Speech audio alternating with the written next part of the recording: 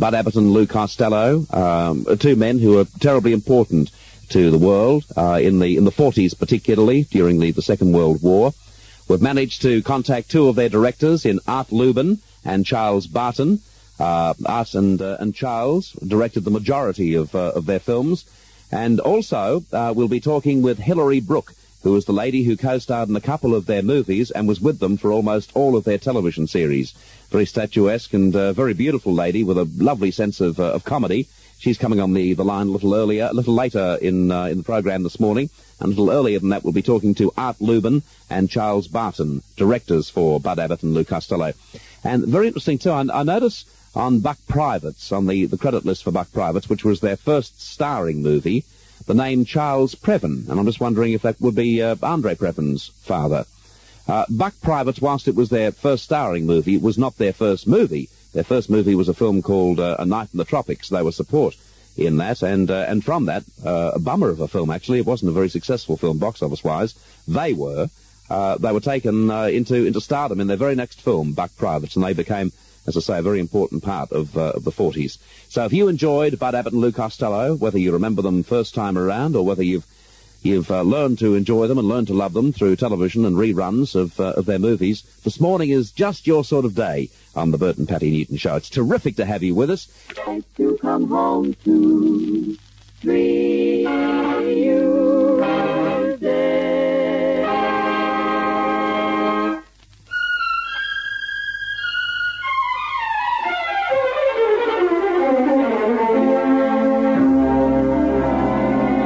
This morning on the Bert and Patty Newton Show, we pay tribute to one of the all-time great comedy teams, Abbott and Costello.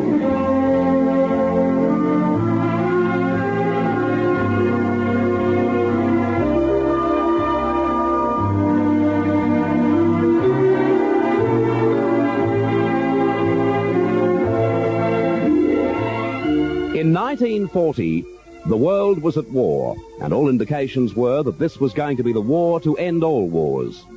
England, Germany, Russia, Italy, Japan, New Zealand, America, Australia. The 40s meant to all these countries and more a decade of hatred, death, occupation, suffering of all kinds. And it was in this atmosphere that one of the screen's most successful comedy teams was born, Bud Abbott and Lou Costello. They were the classic combination of the standover, conniving con man and the helpless Joe Average, who somehow or other eventually wins. From 1940 to 1956, Abbott and Costello made 35 films, more than twice as many as the Marx Brothers, and almost twice as many as Dean Martin and Jerry Lewis, their successors in the 1950s.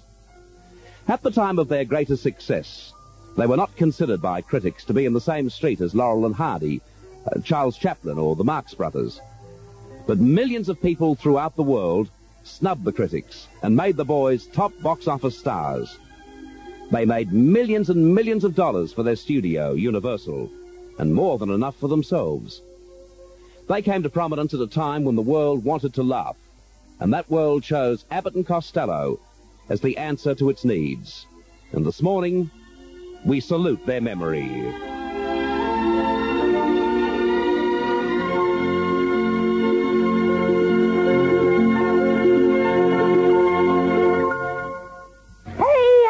What do you want, Costello? No, Abbott.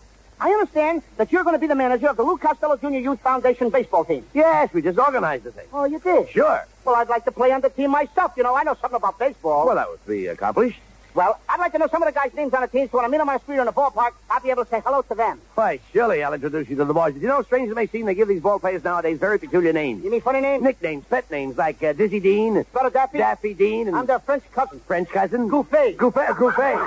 Well, now, let's see. We have on the bags, we have who's on first, what's on second, I don't know who's on third. That's what I want to find out. What silly name? I say who's on first, what's on second, I don't know who's on third. Are you the manager? Yes. You know the fellow's name? Well, I should. Well, then who's on first? Yes. I mean the fellow's name. That's it. That's who? Yes. Well, go ahead and tell me. Who? The guy on first. Who? The first baseman. Who? Have you got a first baseman? Who is on first? I'm asking you who's on first. That's the man's name. That's whose name? Yes. Now tell me who's on first. That's right. I want to know what's the guy's name on first base. No, what's on second base? I'm not asking you who's on second. Who is on first? I don't know. He's on third. Now, we're not asking third. Now, let's get together. How did I get on third base? You have to mention his name. If I mention a third baseman's name, who did I say is playing third base? No, who is playing first? I'm not asking you who's on first. Who is on first? I'm asking you what's the guy's name on third? What is on second? Who's on second? Who's on first? I don't know. He's on third. There I go, back on third again. I can't change their name. You got a first baseman? Absolutely. When you pay him off every month, who gets the money? Every dollar of it.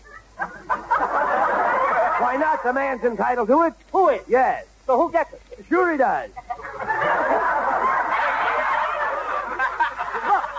The left fielder's name? Why? Because. Oh, he's center field. Now, you know these players as well as I do. You got a catcher? Surely. The catcher's name? Today. Today, and tomorrow's pitching. Now you've got it. Now I've got it. I don't even... Look, all we got is a couple of days on it. I can't help that. A couple of Don't days. get excited now. Who's getting excited? Take it easy. Take it easy. You know, I'm a pretty good catcher myself. Well, they tell me. Now, I'll catch today, myself. all I'm going right. to catch. Yes. And tomorrow's pitching on the team. Yes. Now, tomorrow throws the ball, and the guy up bunts the ball. Yes. Now, when he bunts the ball, me being a good catcher, I want to throw the guy out of first base, so I pick up the ball and throw it to who? Now, that's the first thing you've said right. I don't even know what I'm talking about.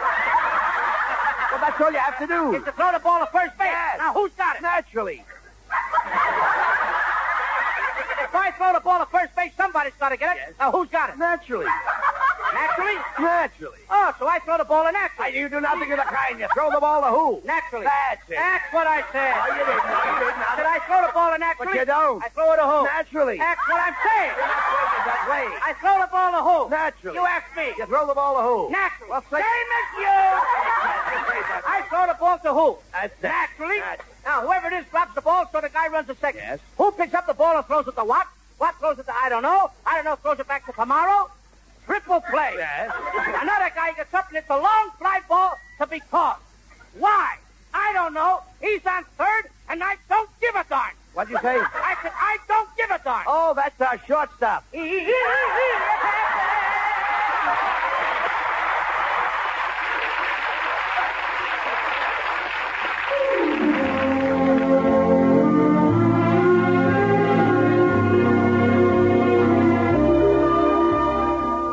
Bud Abbott and Lou Costello with their most famous routine, Who's On First? That was done in 3 movies. It was a sketch they brought to the movies from their burlesque days.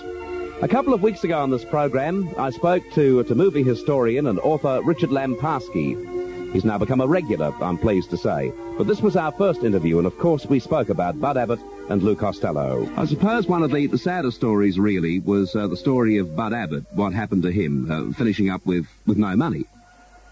Well, it's not as bad as it sounds, because Bud Abbott of Abbott and Costello made a remark to a newspaper man a number of years before he died that he wished all of his fans, if they liked him as much as they say in their letters they do, would all send him $1, and he said, I'd be a rich man again, and quite a few of them did. And he was very embarrassed about it, because really he wasn't that broke. What happened was the accountant he had failed to pay a lot of taxes, and the interest compounded. So when he paid it up, he had to sell a very expensive house he had, and he had to cut down his living expenses considerably, but he really wasn't broke. And he was very sorry that he ever said that, because it was a source of humiliation to him, and it really wasn't necessary. He said it as a joke. Well, the really sad part of Bud Abbott was that he became so ill, and he spent the last few years of his life in a lot of discomfort. Did you find that Bud Abbott and Lou Costello, as men, got along well together? No, they did not. No.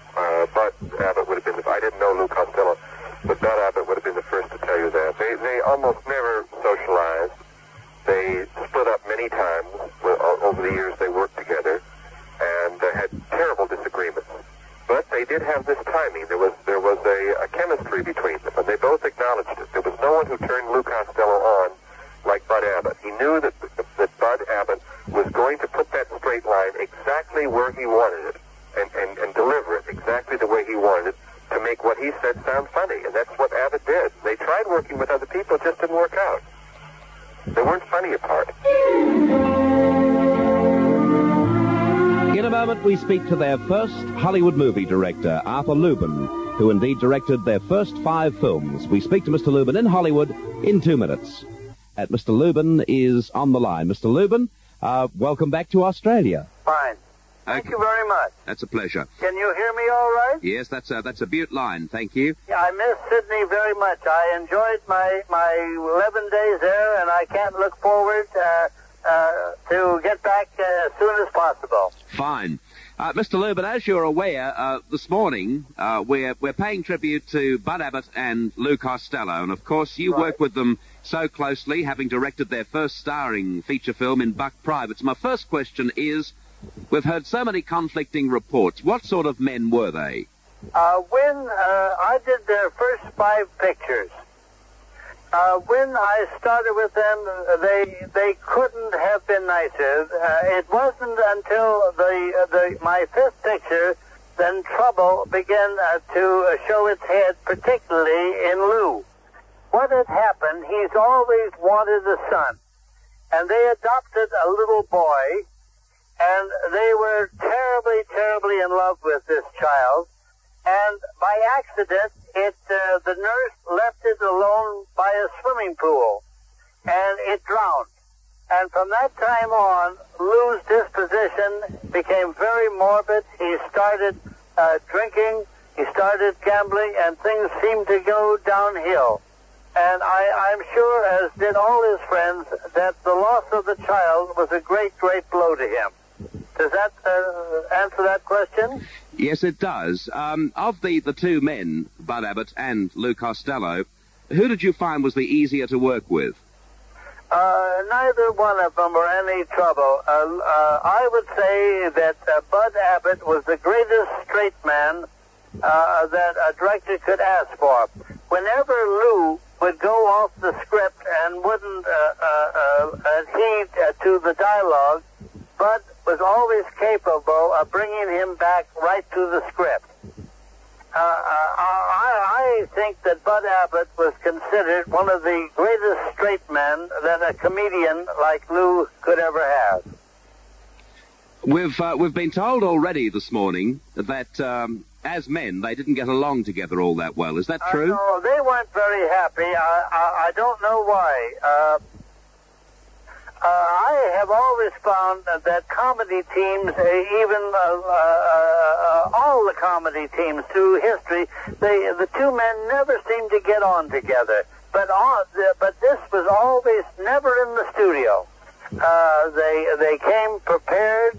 They were bright and early. But what their home life was like, they never saw one another once they left the studio at night. You directed their first 5 films, as you say. Right. Buck Private, Hold That Ghost, In the Navy, Yep. Keep 'em Flying, and Ride 'em Cowboy. Then they left Universal and decided to produce their own pictures, and that's when things did not go too well for them. They had too much say on the type of story they wanted to do. They seemed to lose control of of the cost of the picture, and they had, I guess, they were arguing between themselves because they were both now producer as well as stars. But my experience with them is they couldn't have been nicer. We all felt very, very terrible when Lou lost his little boy. And as I said, that is when we noticed that things seemed to change a great deal in his life. Of course, Bud always had a problem, too, a drinking problem. He had some kind of an ailment that he couldn't sleep at night. And he found it necessary to drink a great deal to put him to sleep, so that he wouldn't wake up yelling or screaming, whatever the ailment was. But when he came on the set in the morning, he was bright and gay. They never touched any liquor. And we had no problems with them, at least for my first 5 pictures with them. Did you always have a dry set on their films? Was there any alcohol allowed at all?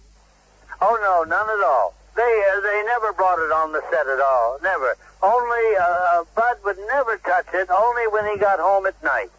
And Lou never started drinking until after the tragedy of his boy.